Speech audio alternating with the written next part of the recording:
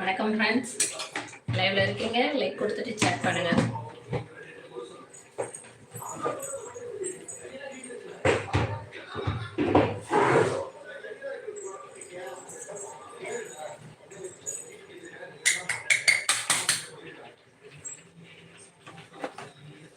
மீன் குழம்பு இன்னைக்கு நீங்களாம் எப்படி மீன் குழம்பு வைப்பீங்க சொல்லுங்க. நான் இங்கே சென்னைக்கு வந்த பின்னாடி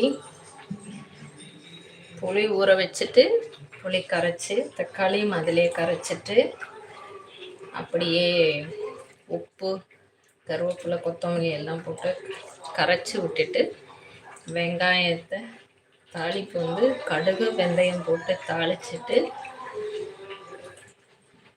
வெங்காயம் நல்லா ப்ரௌன் கலர் வந்த பின்னாடி இந்த கூட்டி வச்சுருக்க குழம்பு மீன் குழம்புக்கான கலவையை தூக்கி ஊற்றி நல்லா கொதிக்க விட்டு ஆயில் பிரிஞ்சு